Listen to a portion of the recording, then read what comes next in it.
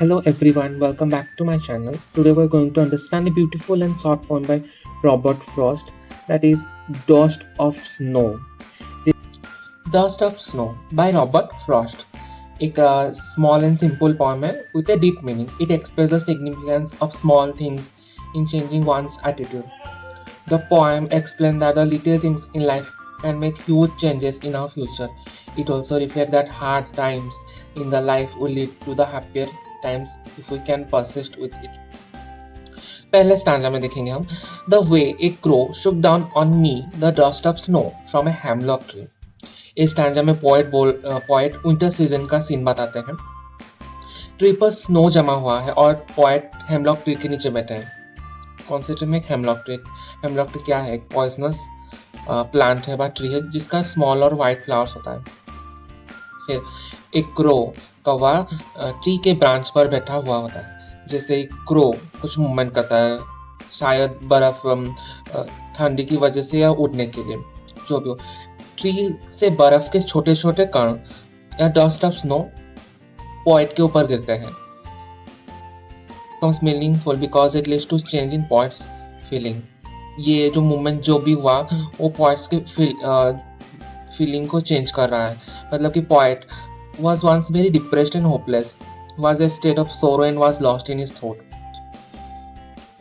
Second stanza में ये दिखाया गया has given my heart a change of mood and shaped some part of a day I rued.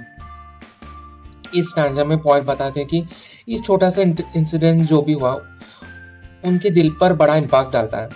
Point का दिन बहुत ही बुरा जा रहा है, मतलब कि डिप्रेस्ड, होपलेस, वो दुखी थे और डिसअपॉइंटेड भी थे और उनका दिन जो है यानी उस दिन का अफसोस था उनको. लेकिन जब स्नो उन पर गिरा उनका मूड सडनली चेंज हो जाता है. पूरा दिन तो खराब हो चुका था लेकिन दिन का कुछ हिस्सा बच जाता है. उन्हें रियलाइज होता है कि हर बुरा दिन बुरा नहीं होता. When the soft and close snow fell on the point, it changed his mood from the state of sadness to happiness. He started feeling soothed, peaceful and refreshed. This simple incident helped him enjoy the remaining part of the day. Some part, but जो remaining parts of the day, he thus became happy as it saved his day of the day from being wasted and held in regret. मतलब कि वो disappointed थे, दुखी थे. जब ये incident हुआ उनका मूड सडनली चेंज हो गया और उनका जो अफसोस था वो पूरा दिन खराब हो गया. पर ये उनका पूरा दिन को खराब होने से बचा दिया. Means it save his rest of the day from being wasted and held in regret. पढ़ सकते हैं, ये एक्सप्लेनेशन है. हेलो दोस्तों, welcome back to the channel. आज हम पढ़ने जा रहे हैं एक बहुत ही शॉर्ट लेकिन deep poem by Robert Frost, that is fire. ये पोएम छोटा है पर इसका मीनिंग बहुत इंपॉर्टेंट है एग्जाम के लिए. इस वीडियो में हम पोएम को लाइन वाइज समझेंगे, सिंपल इंग्लिश में एक्सप्लेन करेंगे और साथ ही आपके लिए हैंड रिटन नोट्स भी है. तो चलिए स्टार्ट करते हैं. Some say the world will end in fire, some say in ice. इस दो लाइन में पॉइंट बताते हैं कि लोगों के बीच अलग अलग व्यूज़ है दुनिया कैसे ख़त्म हुई. कुछ लोग कहते हैं दुनिया ख़त्म होगी फायर से और कुछ आइस से. कुछ लोग कहते हैं कि दुनिया फायर से ख़त्म हो गई और कुछ कहते हैं कि आइस से.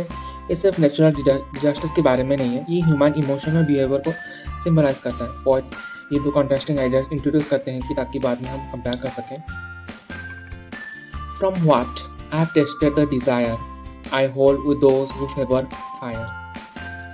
यहाँ पॉइंट अपने पर्सनल एक्सपीरियंस शेयर करते हैं कि वो कहते हैं कि जो मैंने डिज़ायर फील किया है उसे मुझे लगता है कि फायर दुनिया को डिस्ट्रॉय कर सकता है. मतलब डिज़ायर यहाँ पे उनका इच्छा, पैसन, ग्रीड, एंगर जो भी हो, उन्होंने इसको फायर से बोला गया है कि फायर दुनिया को डिस्ट्रॉय कर सकता है. फायर इंटेंस ह्यूमन इमोशन का सिंबल है. पॉइंट का कहना है कि इमोशन पावरफुल होते हैं, अगर कंट्रोल ना हो तो डिस्ट्रक्टिव भी हो सकते हैं. But if I had to perish twice I think I know enough of hate. इसमें पॉइंट इमेजिन करते हैं कि अगर दुनिया को सेकेंड टाइम डिस्ट्रॉय करना पड़े तो क्या हो सकता है. वो हेट के बारे में बात करते हैं जो एक पावरफुल इमोशन है पॉइंट सजेस्ट करते हैं कि आइस यानी हेट्रेड और कोल्डनेस भी डिस्ट्रक्टिव हो सकता है। To the say that for destruction of ice is also great and would be suffice।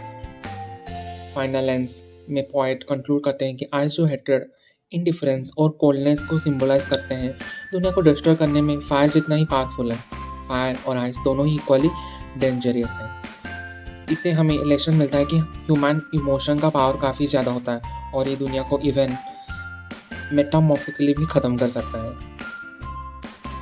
The poet is very much sure of the destruction of the humanity. He first talks about the destruction caused by the fire, and in the case this fails, the ice will result in hatred that will end humanity one day. Frost goes on to discuss in a more understand manner the power of hate, which symbolized in the poem by ice. Hate, according to the speaker, is just as powerful as desire. While desire consumes quickly, hate is just a great and powerful impact by ending the poem with the concept of hate.